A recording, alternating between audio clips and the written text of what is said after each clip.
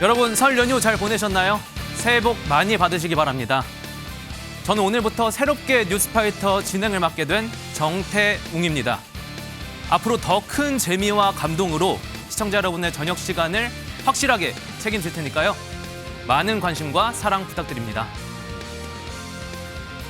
저는 아직 결혼 2년 차라서 잘은 모르겠는데요. 선배들이 그러더라고요. 귀경하는 승용차의 문이 탁 닫히는 순간 시작된다고요. 뭐가요? 아니, 어머님 어쩜 그렇게 말씀하실 수 있어? 동서는 또 왜 그래?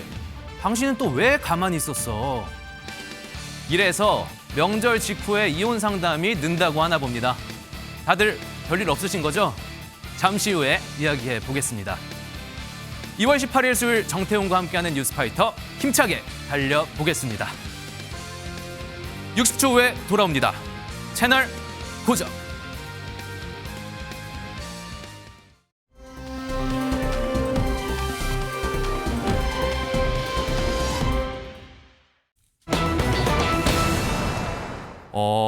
이담 아나운서 오랜만입니다. 고 최진실 씨의 딸이 벌써 23살이 됐네요. 근데 결혼이요? 그러니까요. 23살 굉장히 어린 나이기도 하고 꽃다운 나이인데요. 결혼을 한다는 소식이 전해졌습니다.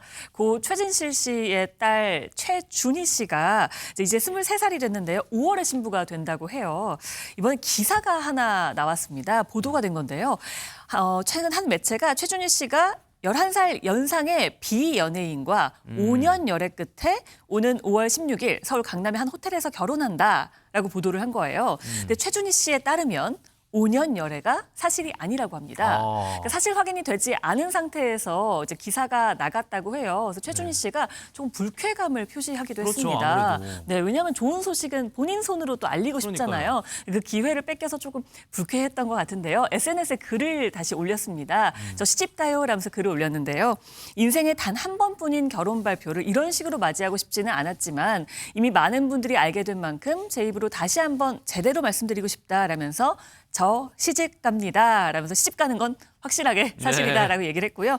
이제 누군가의 딸로서가 아니라 한 사람의 아내로서 더 단단하고 따뜻한 삶을 살아가 보려 합니다라고 글을 올렸습니다. 저는 개인적으로 저 멘트 중에 더 단단하고 따뜻한 삶을 살겠습니다. 요거에 눈길이 갑니다. 최진봉 교수님. 그러니까요. 아무래도 이제 가정사가 여러 가지로 복잡한 맞아요. 부분이 있었고 어려운 부분도 있어서 그러게 더 눈길이 갈 수밖에 없는데 23살 예비 신부 최준희 씨 사실 비교적 어린 나이에 결혼 소식을 전하고 있어서 눈길을 끕니다. SNS 올린 글을 잠깐 소개해드리면 저에게 가족은 늘 쉽지 않은 단어였습니다.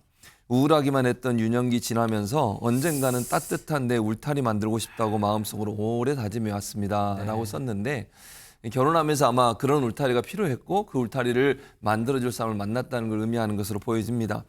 최준희 씨의 측근은 한 매체를 통해서 이렇게 얘기했습니다. 예비 신랑은 화려한 직업을 가진 인물은 아니지만 성실하고 따뜻한 성품의 소유자라고 알려줬고요. 특히 최준희 씨가 건강상의 어려움을 겪거나 대중의 시선으로 힘들어할 때마다 묵묵히 곁을 지키면서 큰 버팀목 역할을 해줬다고 합니다. 실제 최준희 씨도 SNS 글을 통해 전했는데 이렇게 썼습니다. 엄마 보고 싶다고 할 때마다 어디든 바로 양평으로 출발해주는 예비신랑 눈물 날 만큼 고맙고 미안한 남자다. 그런데 양평군을 왜 언급을 했냐면요. 이 양평군에 어머니인 최진실, 고 최진실 씨 그리고 차삼촌인 최진영 씨의 묘가 있는 곳인데 아마 그곳에서 눈물을 흘리고 있을 때 이 예비 신랑이 그곳까지 와서 위로를 해준 것 같습니다. 이것만 봐도 최고의 남자를 고른 것 같다는 그럼요. 생각이 정말 드는데요. 버팀목이 되어주는 남자를 만났다고 볼 수 있겠죠. 그렇죠. 김묘성 기자님. 어찌됐건 5월이면 얼마 남지 않았습니다. 새 출발 앞두고 한창 바쁠 때잖아요, 지금. 네, 그럴 것 같은데요. 최준희 씨는 사진을 통해서 웨딩드레스 자태를 뽐내면서도 오는 5월까지 웨딩 다이어트를 이어가겠다라고 이야기를 했습니다. 사실 보시는 것처럼 최준희 씨 같은 경우에는 굉장히 날씬한 몸매로 많은 분들의 부러움을 사고 있거든요. 네. 그런데 여기서 만족하지 않고 마지막 관리에 박차를 가하겠다라고 지금 글을 올린 겁니다. 네. 그런데 다이어트를 해야 하는 이 시기에 명절을 맞이했잖아요. 설날인 만큼 맛있는 음식이 많아서 쉽지 않다라는 이야기를 내비치기도 했거든요. 예. 그리고 설날 쉽지 않다, 할머니 밥이 최고다라는 사진까지도 이렇게 게시를 해서 또 많은 분들이 따뜻하게 바라봤는데요.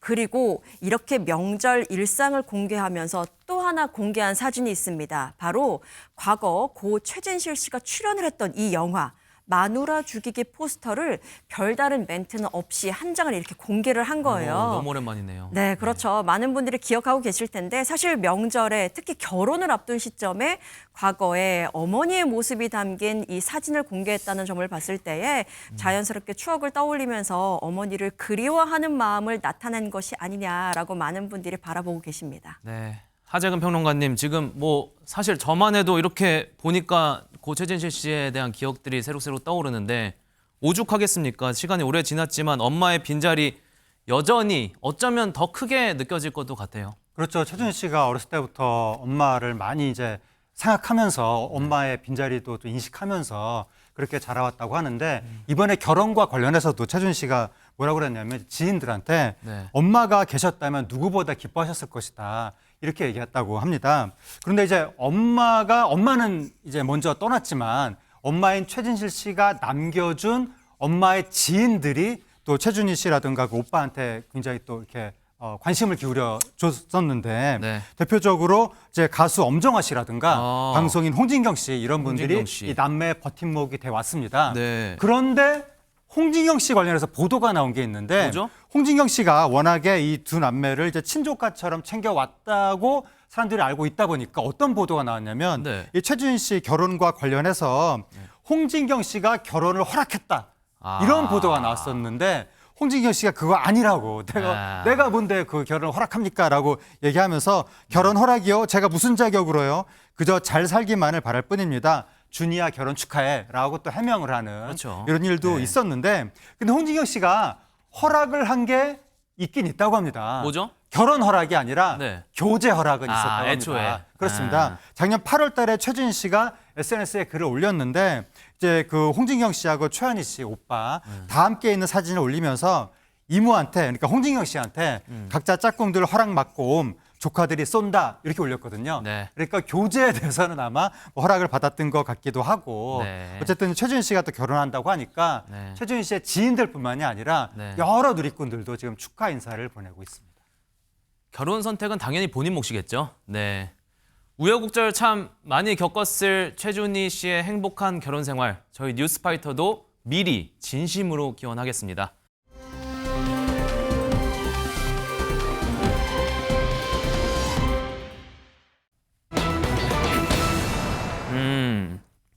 자, 이담 아나운서. 두 얼굴 또 갑론을박. 일단 좋은 얘기는 아닌 것 같아요. 네, 김준현 씨 하면 먹방 캐릭터의 네. 아주 대표 주자잖아요. 네. 잘 먹기도 하고요. 뭐 노래도 잘하고 웃기기도 웃기고 말도 잘하고요. 맞죠. 굉장히 친근한 이미지의 코미디언인데 이번에 좀 태도 논란이 불거졌습니다. 그런가요? 한 영상이 공개되면서 이거 팬을 무시하는 거 아니냐는 의혹과 함께 태도 논란이 불거진 건데요. 네. 김준현 씨가 방송국에 출근하는 짧은 이 영상 때문입니다. 먼저 영상부터 함께 보시겠습니다. 네, 매니저가 씌워주는 우산을 쓰고 등장한 김준현 씨입니다. 방송국 출입구 쪽에 있던 팬들이 반갑게 인사를 건네지만 김준현 씨는 큰 반응 없이 그냥 지나쳐가는 좀 모습이죠. 네.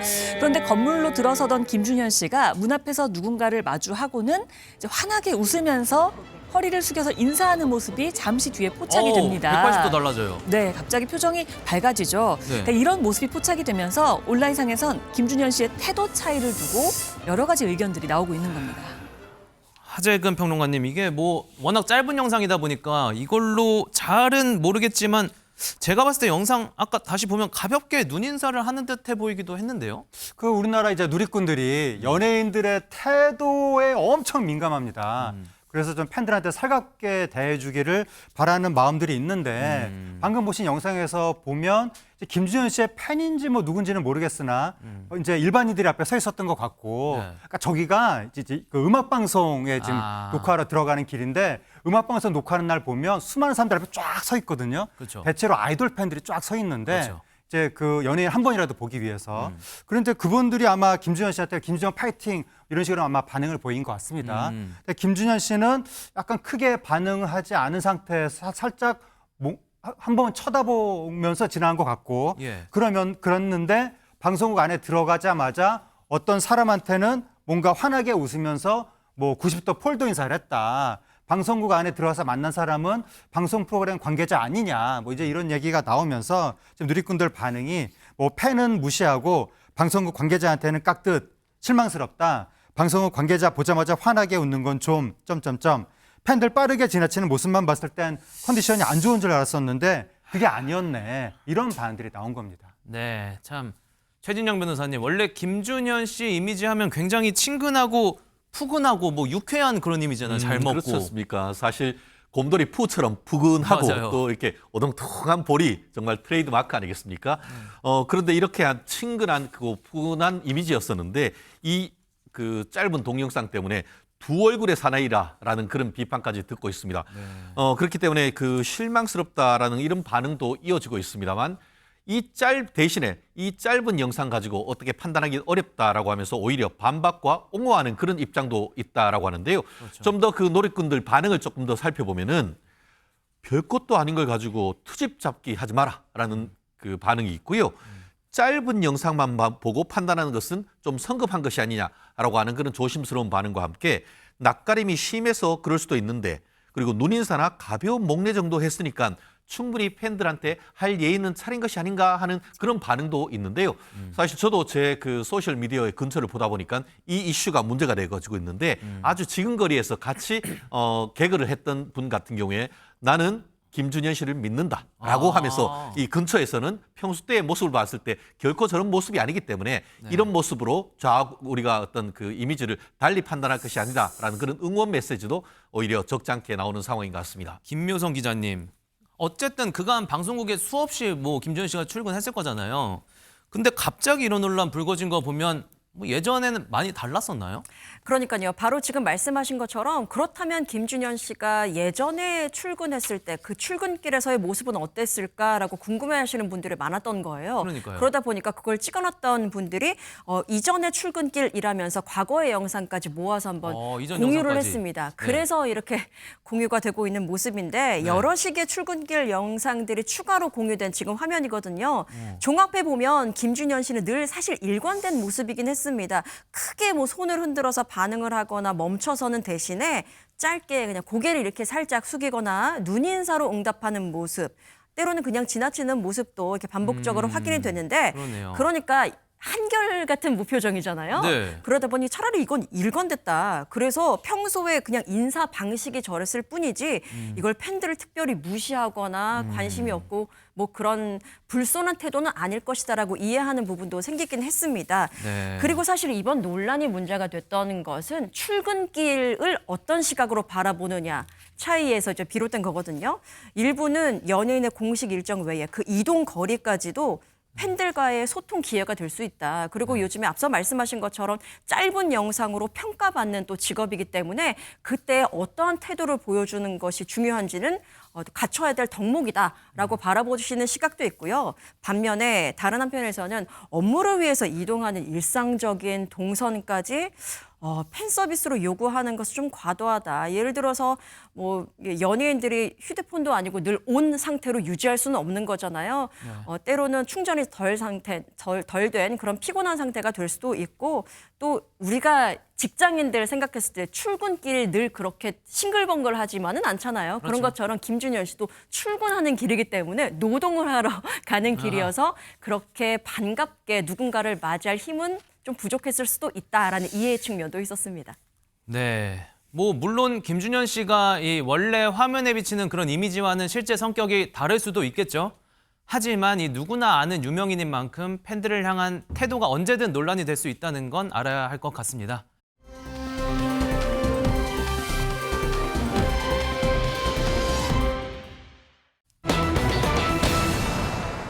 하재근 평론가님, 뭐 저도 이제 곧 언젠가는 자녀가 생기겠지만 결혼을 하니까 이게 안 했던 고민 생기더라고요. 세뱃돈도 증여세를 내야 되나요? 예, 과연 세뱃돈도 증여세를 내야 하는가? 네. 여기에 대해서 많은 분들이 이제 궁금해하시는 경우가 있는데 너무 궁금해요. 그렇습니다. 이 증여세라는 것이 재산적 가치가 있는 유형, 무형의 모든 재산 또는 이익이 무상으로 이전되는 경우에 부과가 되는 거거든요. 아하. 무상으로 이전되면 한마디로 세금이 매겨지는 것이니까 네. 부모가 자녀 취직 선물로 뭐 자동차를 사준다든지 그렇죠. 자녀 결혼식 때 신혼집 마련을 돕는다든지 이럴 때 이제 증여세가 부과가 됩니다. 그렇죠. 그런데 세뱃돈은 원칙적으로 증여세 과세 대상이 아닙니다. 원칙적으로 아니에요. 그렇습니다. 국세청이 이거에 대해서 딱 정해주는 상속 증여 세금 상식 자료를 발간했는데 어. 그 자료에 보면 사회 통념상 인정되는 생활비, 교육비, 병원비, 축하금 등과 함께 명절에 받는 용돈 등은 증여세 비과세 대상에 해당한다라고 돼 있습니다. 그러면 이 사회 통념이라는 거를 뛰어넘는 어떤 많은 액수의 세뱃돈은 증여세가 부과될 수도 있는 건가요, 최진영 변호사님? 사회 통념을 법으로 딱 정해놨습니다. 이게 상속 증여세법에 이 부분이 있는데요. 네. 미성년자 같은 경우에는 10년 동안 직계 존속, 그러니까 엄마, 아빠, 할아버지, 할머니 등으로부터 2천만 원, 10년 동안 다 합쳐서 2천만 원까지는 세금을 내질 않습니다. 그리고 직계 존속 외에 기타 친족, 그러니까 6촌 이내의 혈족이나 4촌 이내의 그 가족들로 인척들로부터 받은 돈 같은 경우에는 10년 동안 1천만 원까지 합해서 3천만 원까지는 세금이 없다라고 볼 것입니다. 그런데 최근에 왜 이런 문제가 되냐 하면은 그냥 돼지저금통에 넣어놓으면은 국세청이 그걸 어떻게 알겠습니까? 그러니까요. 그런데 제가 봤더니만 최근에 이제 그 주식 같은 것들이 이렇게 계속 되다 보니까 부모들이 미성년자 주식 계좌를 만들어서 한 1년에 통계적으로 한 20만 계좌가 는다고 합니다. 그러다 보니까 아이 미성년자 계좌에 100만 원, 200만 원, 1000만 원 이런 게 밝혀지다 보니까 이거 혹시 이렇게 내가 넣었다가 증여세를 때려 맞는 것 아니냐 그런 걱정을 하는 것이 현실 아니겠습니까? 맞습니다. 그런데 보통 사람들이 집안에서 10년에 2천만 원 그렇다면 1년에 200만 원씩 되는데 아이들이 1년에 200만 원 이상의 어떤 그런 그 세뱃돈을 받는 것은 현실적으로 그렇게 많지가 않겠죠. 그렇기 때문에 너무 걱정하지 마시라라는 것이 정답이 아닐까 생각합니다. 그런데 저는 개인적으로 아직도 이 자료집까지 냈지만 이 사회 통념이라는 거에 조금 정확히 와닿지는 않는데 도대체 어디까지 인정되는 걸까요? 그러니까요. 지금 뭐 말씀하신 대로 정의용 변호사 설명을 했는데 기본적으로는 이게 10년에 2천만 원이잖아요. 이 이상이 넘어가지 않으면 사실 세뱃돈으로 얼마를 주든 별 관계는 없는 것 같아요. 근데 일부에서 이런 얘기를 하더라고요. 세법에 세금을 부과하지 않는 과세 최저선이 50만 원이래요. 그러니까 아마도 최대 50만 원 정도까지는 세뱃돈으로 준다 하더라도 크게 과세 걱정은 안 해도 되지 않을까 하는 것이 일반적으로 사회 통념상으로 인정되는 부분인 것 같고요. 그리고 이제 구체적인 액수를 국세청 관계자가 얘기하기는 제시하기는 어렵다고 그래요. 그러나 아까 최진영 변호사 설명했듯이 2천만 원, 10년 동안 2천만 원 안에서 세뱃돈이 지급된다고 하면 그걸 크게 문제 삼을 것 같진 않다. 그래서 우리가 생각하는 사회 통념이라고 하는 걸 일회성으로 하면 50만 원 정도 그리고 10년간 2천만 원 범위 내라고 하면 그것이 크게 과세 대상으로 들어가지 않을 것으로 예상이 된다고 말씀드릴 수 있겠습니다. 그런데 또 여기서 끝이 아닌 것 같아요. 지금 세뱃돈이 말씀하셨다시피 10년간 뭐 2천만 원까지 하셨는데 그게 설령 넘었더라도 또 어떻게 쓰냐에 따라 또 달라진다고 하는데 김문성 기자님. 네, 그렇습니다. 정확합니다. 액수만큼 중요한 것이 바로 사용 범위라고 하더라고요. 이 사용 범위 내에는 또 사회 통념이라는 키워드가 또 다시 나와. 한번 얹혀집니다. 세뱃돈이 2천만 원이 넘었다고 하더라도 사회 통념상 인정되는 용돈이나 학비 등으로 사용이 됐다면 과세 대상에서 제외되거든요. 한번 자세히 한번 살펴볼게요. 제외되는 용처입니다. 학자금 또는 장학금, 기타 이와 유사한 금품이라고 되어 있습니다. 그러니까 명분이 뚜렷한 거는 괜찮다는 거예요. 그리고 기념품, 축하금, 부의금, 기타 이와 유사한 금품으로서 통상 필요하다고 인정되는 금품. 이유도 타당하게 좀 보이죠. 그리고 세 번째, 혼수용품. 이것은 과세 대상에서 제외되는 용처로 풀이가 되고요. 그런데 반대입니다. 교육비로 써도 증여세를 내야 하는 경우가 있는데요. 첫 번째.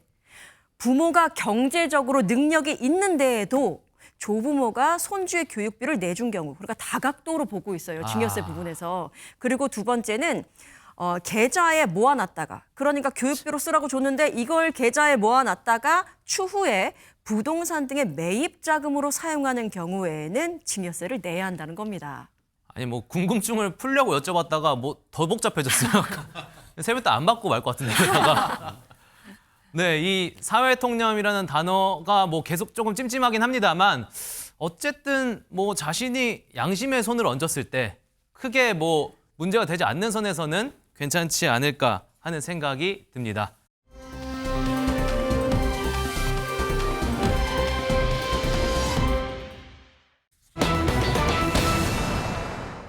이 아침으로 가볍게랑 이 떡국 10그릇이랑 이게 일단은 뭐 역설적이에요. 굉장히 상반되는 단어 아니에요? 솔직히 이상하잖아요. 이게 영상으로 누구길래 이러는 건지 먼저 확인부터 해보실까요?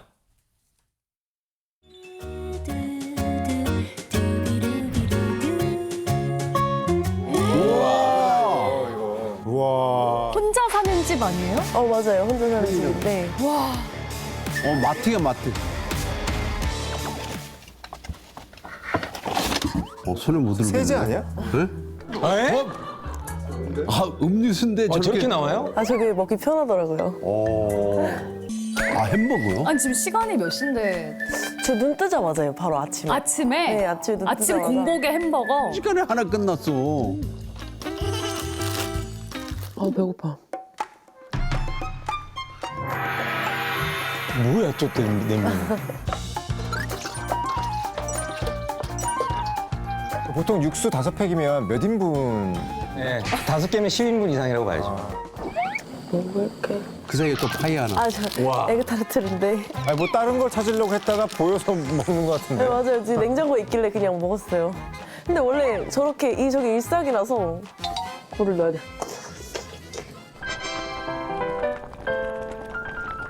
저 정도면 물이 한 6리터 정도 된다고 봐야죠. 들기도 힘들겠다.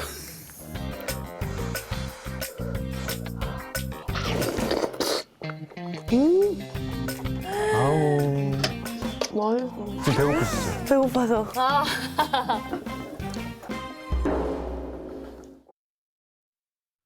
와, 진짜 이담 아나운서. 저 같은 경우에는 저 좀 소식해가지고 하루 종일이 아니라 뭐 한 2, 3일 정도 먹을 양을 지금 혼자서 다 먹는 것 같아요. 그러니까요. 저게 보통 떡국을 저 정도 끓인다는 거는 대가족이 모였을 때 할 수 있는 맞아요. 거잖아요. 지금 저기 한 끼라는 거죠. 그러니까요. 떡국 10그릇을 가볍게 아침으로 먹는다는 역시 위대한 먹방러 찌양 씨입니다. 찌양 씨가 라면도요. 먹으면 20봉지까지 먹을 수 있죠. 자, 그리고 스시, 그 초밥도요. 101그릇까지 이제 회전 초밥에서 이렇게 먹는 걸 봤거든요. 정말 대단합니다. 그 찌양 씨가 하루에 먹는 양이 어느 정도 되는지 궁금하잖아요. 네. 직접 이렇게 얘기를 했습니다. 음료까지 포함하면요. 많이 먹을 때는 10kg 정도를 먹는다고 합니다. 대단하죠. 근데 정말 축복받은 소화 능력인 게요. 먹어도 몸무게가 금세 제자리로 돌아오고 먹다가 오히려 몸무게가 내려가기도 한다고 합니다. 많은 분들이 좀 부러워할 수도 있는 내용인 것 같습니다. 당연하죠. 이게 먹으면 보통 찌고 뭐 안 먹으면 빠진다. 이게 상식이잖아요. 먹어도 돌아온다? 근데 이게 실제 몸 상태도 사실 궁금하거든요. 직접 들어보겠습니다. 이제 30 되면은 좀 못 먹지 않을까 걱정을 했는데 아직 얼마 안 돼서 그런지 아직까지는 똑같은 것 같습니다. 그러니까 44에서 한 46, 47 이렇게 왔다 갔다. 아니 키가 어떻게 되시는데요? 161.5입니다. 그럼 네, 제가 이제 한 배달앱에서만 좀 배달비가 네. 그때 1년 계산해달라고 했는데 4,400만 원이라고 하더라고요. 대충 한 달 식비가 어느 정도 들어간다고 보면 될까요? 기본으로 1,000만 원 항상 넘고 1,000만 원 넘죠. 만약에 저 먹방하는데 막 한 끼에 300만 원 나오는 날도 있거든요. 있어요, 있죠. 그러면 이제 막 진짜 그 이상 훨씬 네. 넘어서도 네. 아니, 하재근 평론가님, 이게 양이 일단 안 믿기지만 양보다도 저 정도 먹으면 보통 파산 아닌가요? 예, 저 같은 일반이면 바로 파산인데 찌양 씨는 대찌양 아니겠습니까? 예, 구독자가 1,300만 명이 넘는 1,300만. 세계 최대 먹방 유튜버 중에 한 명입니다. 그렇죠. 그렇다 보니까 수입도 상당할 수밖에 없는데 찌양 씨가 본인이 스스로 뭐라고 얘기했냐면 한 달 수입이 외제차 한 대 값 정도는 된다라고 말했었습니다. 과거 TV에 출연해서 수입이 한 달에 1억 원 정도 된다. 예전에는 1억 원이 훨씬 넘을 때도 있었다라는 말을 했었습니다. 근데 사실 이 찌양 씨의 먹방이 처음부터 응원을 받았던 건 아니라고 하거든요. 무슨 소리인지 직접 듣고 오겠습니다. 가족들은 그렇게 대식가는 아니거든요. 네, 그래가지고 어렸을 때부터 많이 먹는 거에 대해서 항상 걱정을 하셨거든요. 제가 그래서 먹방을 얘기를 안 했어요, 하는 걸. 한 50만 명 정도 됐을 때 구독자가. 네. 그때 갑자기 엄마한테 전화가 오더라고요. 그때 전화하면서 우셨거든요. 근데 어떻게 설득이 됐어요? 좀 돈도 좀 착드리고. 근데 요즘에는 건강검진에 문제 없다는 거 보고 응원해 주고 계세요. 네. 다른 말 할 것 없이 그냥 쯔양 씨는 매번 볼 때마다 말 그대로 인체의 신비인 것 같아요. 다시 한번 신비로움 느끼고 갑니다.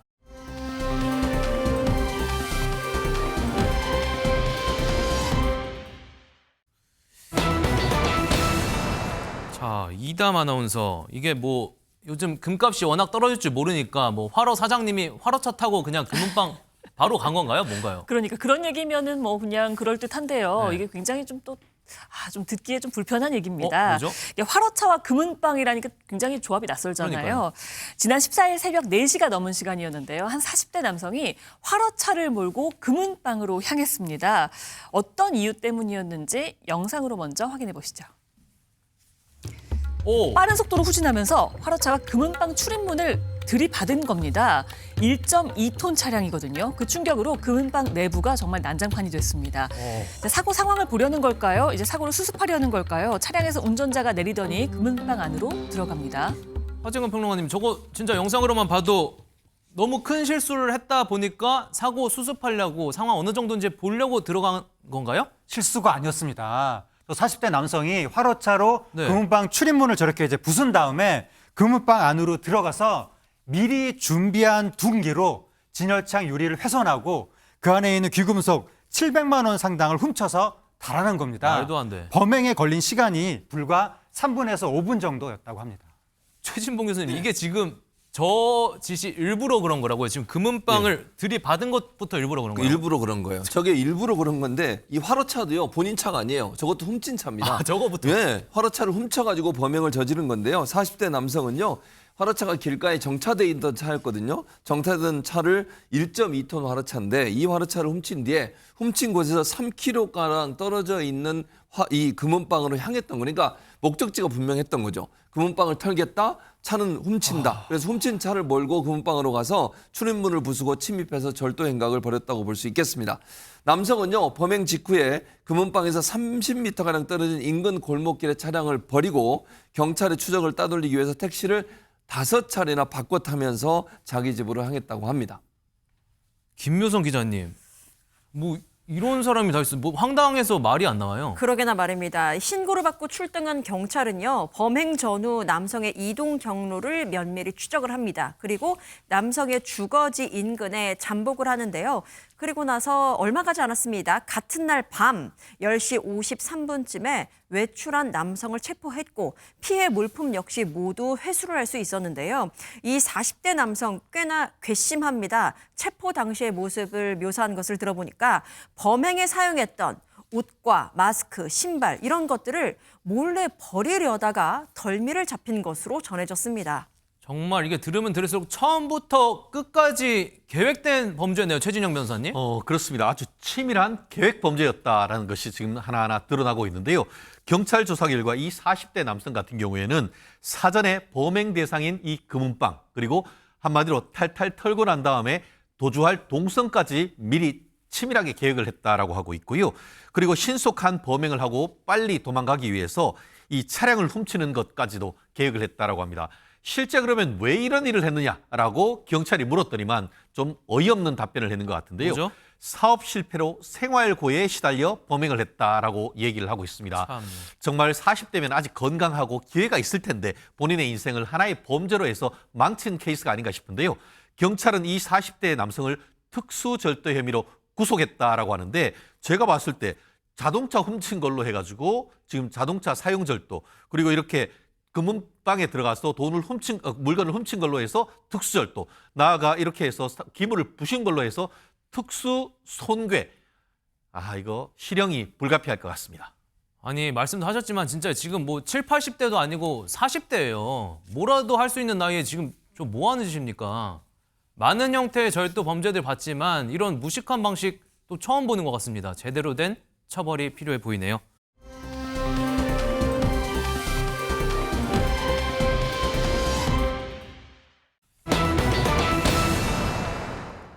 이건 또 뭐죠? 경찰을 보고 도주한다. 일단 너무 수상해요, 김미성 기자님. 그렇습니다. 경찰을 보고 도주한다라는 것만으로도 수상함을 감지하셨는데요. 경남 거제시의 한 도로에서 벌어진 일입니다. 음주 단속 중이던 경찰의 눈에 수상한 오토바이 한 대가 눈에 들어옵니다. 이 오토바이의 정체 과연 무엇이었을까요? 준비된 화면이 있는데 함께 보고 설명드리겠습니다.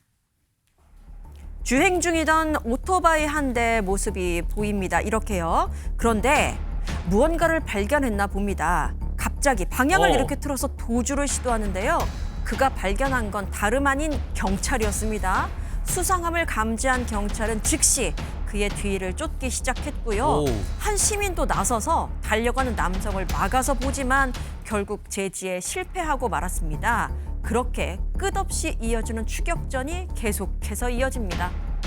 지금 영상으로만 봤을 때는 오토바이까지 버리고 지금 도주하고 있는 거죠, 이담 아나운서? 그러니까요. 경찰이 쫓아오니까 그냥 도망가는 것도 못해서 오토바이까지 버렸다. 뭔가 대단한 잘못을 한 것 뭔가 같죠. 있죠. 굉장히 다급해 보였습니다. 타고 있던 오토바이에서요. 오토바이를 버리고 근처에 있는 아파트 단지 안으로 뛰어 들어갔습니다. 그 이후의 상황도 궁금하실 텐데요. 그 이후 상황도 영상이 준비되어 있습니다. 함께 보시겠습니다. 경찰을 피해서 아파트 지하 주차장으로 전력 질주하는 이 남성 보이시죠? 경찰도 간격을 좁히면서 바짝 추격합니다. 그런데 저렇게 넘어지고 맙니다. 결국 균형을 잃었죠. 망설일 틈 없이 경찰은 남성을 제압하고 현장에서 체포합니다. 아니, 최진봉 교수님, 저렇게 어이없게 우스꽝스럽게 잡힐 거 왜 도망간 거예요? 이유가 있었습니다. 이유가 발견이 됐는데 그 이유가 뭐냐면 음주 상태였어요. 음주 상태. 음주 상태에서 오토바이를 운전을 진짜? 했던 겁니다.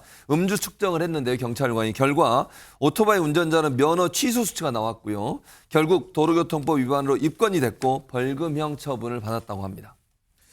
최진영 변호사님, 제가 뭐 전문 지식은 없지만 저렇게 경찰을 피해서 도주까지 했으면 일반 처벌보다는 좀 더 무거워야겠죠? 그렇습니다. 대법원 양형위원회의 교통범죄 처리 규정 중에 음주 측정 거부 내지는 이 음주 운전과 관련해 가지고 공무 수행에 상당한 지장을 초래한 경우를 형을 가중하는 사유로 두고 있습니다.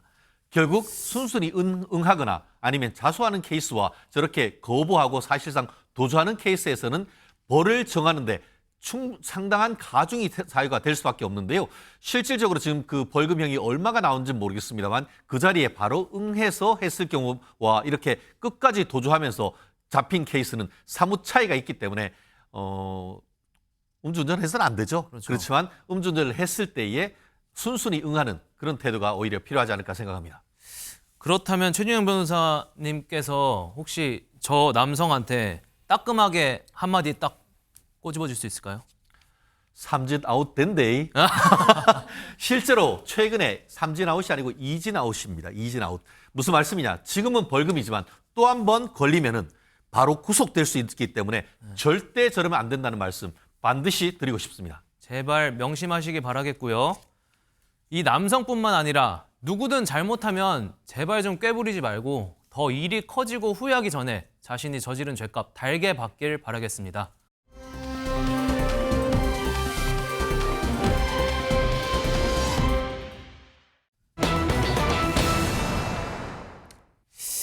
내 땅에 묻힌 묘를 파냈다. 이게 뭐 땅 주인한테 무슨 일이 있었던 건가요, 이담 아나운서? 제주시 소재예요. 땅을 갖고 있던 땅 주인이 있었습니다. 근데 이 땅 주인이 그 땅을 어떻게 쓰고 있었느냐면요. 본인이 뭘 쓴 건 아니고요. 다른 사람들의 조상 묘가 있었던 거예요. 그러니까 모르는 사람인데 모르는 사람의 증조 할머니의 묘가 하나 있었고요. 모르는 사람의 어머니 분묘가 여기 조성이 되어 있었다는 겁니다. 땅 주인 입장에선 이거 분명히 내 땅인데 모르는 사람들의 묘가 이제 땅 위에 떡하니 자리를 잡고 있었던 거죠. 근데 주인이 뭐 처음에는 땅을 별로 쓸 일이 없었나 봐요. 그래서 그냥 놔뒀다고 합니다.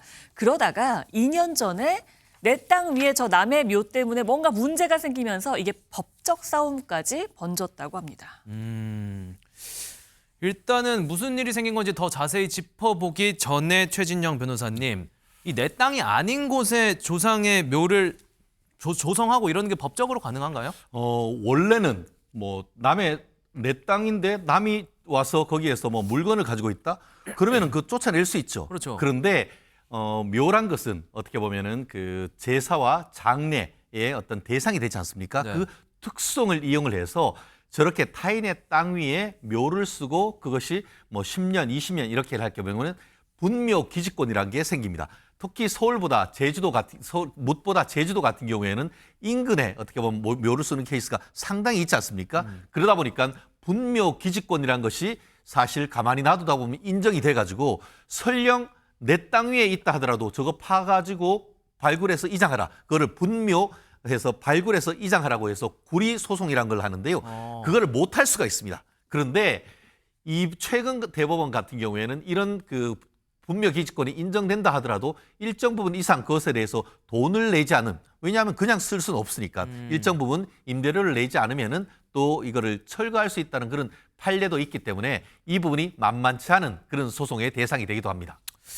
그렇군요. 근데 이 땅 주인이 그냥 두고 보면서 지내다가 무슨 문제가 생긴 거잖아요, 하지금 평론가님. 그렇습니다. 땅에 이제 묘지가 있는 상태에서 그렇게 시간이 흘렀는데 2024년 1월 달에 이 땅 주인이 경제적으로 형편이 안 좋아진 거예요. 그래서 은행 대출을 받으려고 이 땅을 담보로 해서 대출 신청을 했는데 네. 은행이 대출을 거절했습니다. 거절 사유가 그 땅에 분묘들이 있어서 재산 가치가 없다. 이게 사유인 거예요. 그래서 이 땅 주인이 그 묘 주인들한테 분묘를 이전해달라라고 내용 증명을 보냈는데 그런데도 묘 주인들 2명이 제대로 된 답변을 해오지 않았습니다.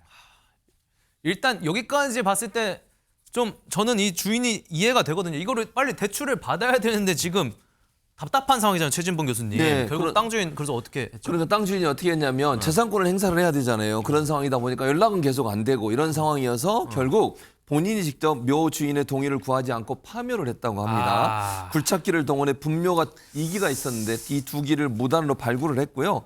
그랬더니 그렇게 연락이 안 되던 사람, 이번엔 묘 주인 중 한 명이 분묘가 훼손된 걸 알고서 같은 자리에 가묘를 설치했다고 그래요. 그러니까 이제 가묘란 건 이제 이렇게 묘처럼 만들어 놓는 걸 얘기하는 거죠. 그래서 이 땅 주인이 또 재차 굴착기를 동원해서 가묘를 파헤치고 평탄화 작업을 진행을 했습니다. 이 모든 일이 진행되면서 법적 분쟁도 이어졌고요. 묘 주인이 땅 주인을 향해서 분묘 발굴 권리 행사 방해 혐의로 소송을 걸었다고 합니다. 참 이게 뭐 굉장히 웃긴 일입니다. 어쨌든 법원에서 그래서 뭐라고 판단했나요, 이담 아나운서? 그러니까 재판부에서는요, 땅 주인이 수차례 이제 묘 주인들에게 연락을 취하려고 시도를 했잖아요. 아까 내용 증명도 보내고 연락도 수차례 시도를 했으니까요. 근데 이런 점은 좀 참작을 해준 것 같습니다. 그러니까 제대로 분묘 이전이 이행이 되지 않자 이제 연락을 했는데도 안 되니까 범행에 이르게 된 걸로 보아서 이런 사정은 참작할 만하다라고 해서 권리행사 방해는 무죄가 나왔는데요. 이제 여기서 문제는 다만 각 분묘를 발굴한 수단이나 방법, 아까 굴착기 동원해서 무단으로 발굴했잖아요. 그러니까 이게 너무 과하다는 거예요. 그래서 법익 균형성 등에 비춰볼 때 사회상규에 위배된다. 법적으로나 사회적으로 봐도 좀 용납이 어렵다라고 판단을 해서요. 분묘 발굴은 유죄가 내려졌습니다. 그래서 징역 6개월에 집행유예 2년인데요. 설령 내 땅에 묻힌 다른 사람의 묘라도 함부로 파묘하는 건 안 된다라는 거를 확실히 한 셈입니다. 그렇다면 최진영 변호사님, 내 땅과 아무 관계없는 사람이 이렇게 내 땅의 묘를 마음대로 쓰고 내 연락도 받지 않는다. 이랬을 때 나는 아무런 조치도 취할 수 없는 건가요? 함부로 이것을 이장하면은 아까 얘기한 것처럼 형사적인 처벌이 되지만 이 부분에 대해서 분묘를 발굴해서 이장하라는 이른바 분묘 구리 소송을 제기할 경우에는 결국 상대방이 실질적인 소유자가 누군지 확인할 수 없고 하면은 공시송달 절차가 진행이 되고 그러면은 법원이 그 부분이 실질적으로 이 사람 소유가 아니고 하다는 무용고묘다라는 게 확인이 되면은 토지 소유자의 손을 들어줍니다. 그러면 승소 확정 판결이 나오면은 그 승소 확정 판결에 기해서 법원에 있는 그 집행관을 통해서 이건 철거하는 것도 가능합니다. 그리고 실제로 연고가 있어가지고 있는 케이스도에도 어떻게 하냐면은 2년 동안 이 토지 이용료를 전혀 내지 않고 있다. 그럴 경우에도 더 이상 우리 이 묘를 쓸 수 없습니다라고 하면서 분묘 구리 소송을 하면은 결국 예전에는 관습법상 법정지상권을 인정을 했지만 이제는 2년 이상 이렇게 월세를 어떻게 보면 임대료를 지급하지 않을 경우에는 토지 소유자가 그 분묘를 이전시킬 수 있는 그런 제도적 절차가 있었기 때문에 만연히 기다리지만 마시고 적극적으로 어떻게 보면 권리 행사를 하기 위해 소송하는 것도 한 가지 방법이 되지 않을까 생각을 합니다. 이게 사실 뭐 묘라는 게 굉장히 좀 이렇게 예민한 부분이잖아요. 이렇게 묘와 관련된 어떤 이런 법적 분쟁들도 꽤 있을 것 같거든요. 이거 말고도. 사실 어떤 부분이 있냐면은 가끔씩 묘가 있는 땅의 경매가 나오는 케이스가 있습니다.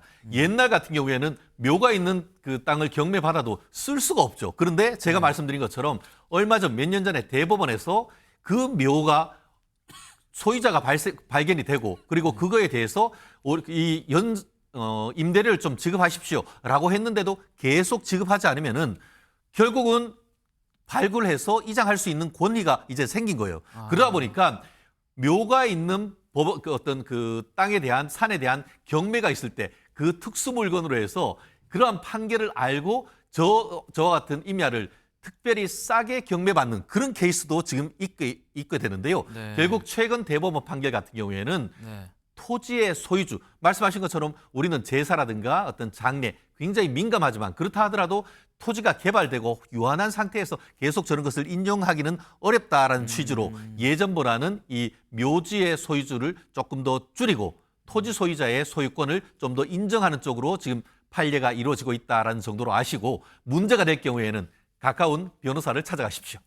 감사합니다. 네, 아무리 급해도 남의 묘를 함부로 판 행위 용서받기 힘들어 보이네요.